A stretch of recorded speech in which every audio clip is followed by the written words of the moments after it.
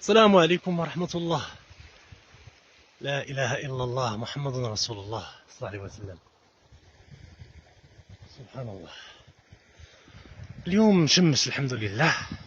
البارح كان قاسي وكان صعب، ومن لطف الله أنه كان غير الثلج بعدا والريح، وكانت الشتاء. أنتم تعرفون طبيعة المساكن القروية فاش كتكون الشتاء وكتكون الريح. الحمد لله لطف الله. شوفوا معايا هذا المنظر هذا.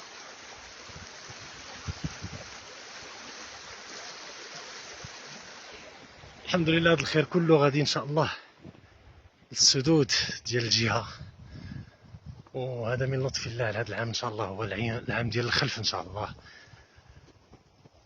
ولا الامور هادئه سكون. اليوم السوق في عيت بوكماز، ولكن ما كاين سوق لانه كلشي باقي مقطوع. الناس الحمد لله راهم بداو عاوتاني يخدموا ان شاء الله في الطرق، نطلبوا من الله التيسير. ولكن البارح كان صعب جدا، وكاش عندنا الوقت نردوا على البعض.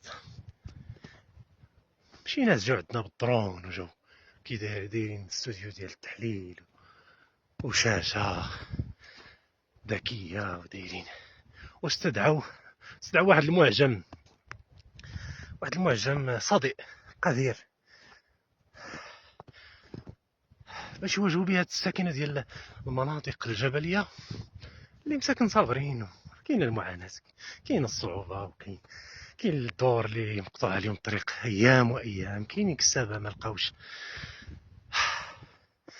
لقاوش من يدوزوا العلف ديالهم، ما لقاوش يهزوا غير المال ديالهم والكتيبه ديالهم يديوها لسوس يبعدوا على هاد المناطق اللي ما فيهاش الكلاء. كاين عمال ديال الفلاحه اللي ما خدموش شهرين هادي، كانوا كيخدموا في التكربيل ديال الشجر في الزبير وجميع الخشاب، كيخدم 2 3 4 خميس الجمعه السبت باش نهار الحد يتسوق. دابا شهرين ما قرقبهاش. كاين حالات ديال اللي كانت يعني حالات مرضيه اللي ما استطاعتش انها تولج التطبيب. كاين اكراهات والناس متفاهمين وكيحاولوا كيصبروا كيغوتوا وكيضحكوا وكيحمدوا الله. ولكن باش يجيو شي مصطلحات غريبه عجيبه انا ما فهمتهاش لحدود الساعه ديال تصفيه الحسابات مع الوطن، الاساءه للوطن. من انتم صاحبي؟ من انتم؟ واش مواطن تيقول لك عافاكم دوزوا لنا الطريق راه ما لقيناش كذا كذا وكذا وكذا يسيء الى الوطن، يصفي حسابات مع الوطن؟ ما هذه القذاره؟ ما هذا المستوى المنحط؟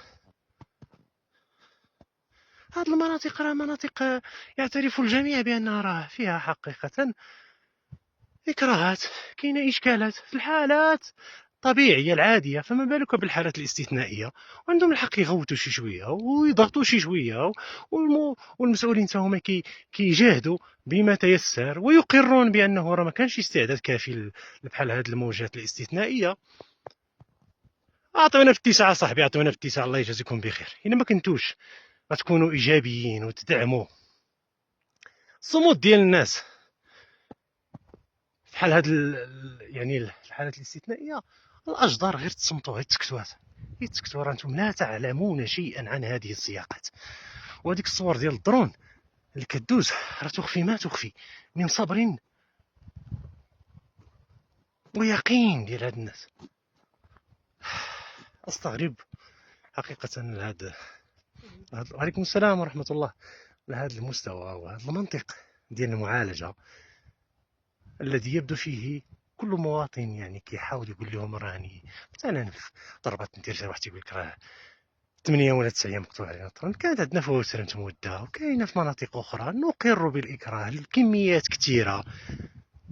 ولكن ربي غير ما بقاو في الوطا ديالكم، يا ربي ما غير بقاو في الوطا ديالكم وخليونا حنا مع السلطات ديالنا والمسؤولين ديالنا كنغوتوا كيجاوبونا وكنتدخلوا وكنضغطوا وكنحاولوا كنفكوا المشاكل ديالنا بيناتنا وصابرين، والحمد لله والامور غاديه مزيان وحنا فرحانين بهذا الخير. نتوما غير بقاو لهيه احسن لكم. بقاو في الوطا ديالكم، راه ما كتفهموا حتى شي حاجه في هاد المناطق وما عمركم غتفهموها. وديك الصوره ديال هذاك المواطن اللي خصو يبدا يضحك وإلا طاح ما يبكيش وإلا شكا راه يسيء الى الوطن، راه مصيبه. والسلام عليكم ورحمه الله تعالى وبركاته.